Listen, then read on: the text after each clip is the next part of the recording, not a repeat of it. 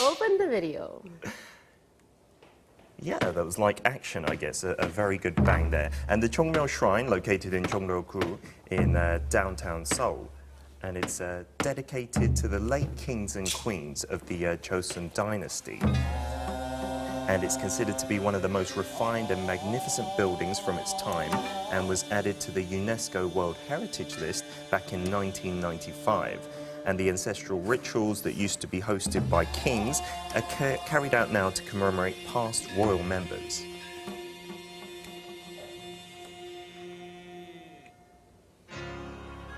And the shrine was located on Eunjeong Road, a main street during the Joseon dynasty, and the road was named for being packed with people drifting in and out like clouds.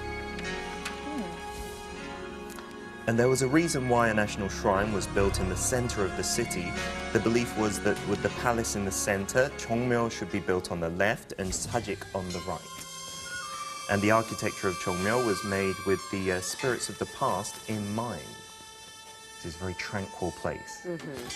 And this is actually called Samro, or the Three Roads. And the outer path is for the king and the crown prince, while the middle is for gods and spirits only. You're not allowed to walk. Not unless you're a god, yeah. Samro leads to Cheongjeon, and that's considered to be the main building of the shrine. And Cheongjeon is opened only twice a year to perform the ancestral rite. And as each king and queen are enshrined in one room, there are a total of 19 rooms and 49 ancestral tablets. And holding ancestral rites for past leaders is equivalent to holding rituals for the nation. And the procedures of this ritual today are exactly the same as those practiced 600 years ago. So it's like going back in time. They've got a parade, a religious service, music and dance too. Very elaborate, Yeah, the whole it's like ceremony. really going back in time. And among all the shrines in the world, Cheongmyo is the only one that maintains its original rituals to a T.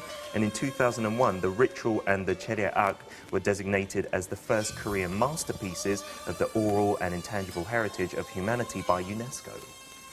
And the Cheongmyo Chereak is the artistic performance that accompanies the ritual.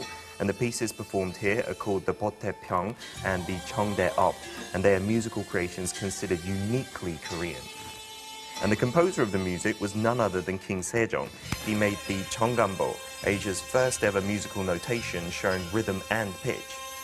And the Cheongmyo Shrine is where prayers for the nation's peace and prosperity are offered. And this 600-year-old tradition is a cherished cultural heritage that goes beyond the boundaries of space and time. Look at the number of people involved in the ceremony. It is a huge ceremony. It's so serene and spiritual. It gives you a feeling of awe just watching it even through the video. Sunday it was when the ceremony was held, and that was also Children's Day, which means that many children and their families probably went for a look there. What are the dates that people can enjoy this? It's held twice a year, right? Yeah, that's right. It was originally held 5 times a year during the Joseon dynasty, but it disappeared during the liberation movement and the Korean War. But luckily in 1969, a government initiative reintroduced it, and it's held on the first Sunday in May every year. And since last year, 2011, sorry, 2 years ago, it's also held on the first Saturday in November. So you have to wait till then to see it again. Cheongmyo Chereak, the musical performance, does really have that sacred atmosphere. I mean, King Sejong, he was a very talented king, in my opinion, because he did come up with he did create Hangul, or the Korean alphabet, but he also came up with the Cheongmyo Chereak. Yeah, he's a genius. But originally, this music, it wasn't for the ancestral rites. It was just for banquets. It was actually his son, King Sejong, who modified it slightly and used it for this ceremony. And it's been used ever since.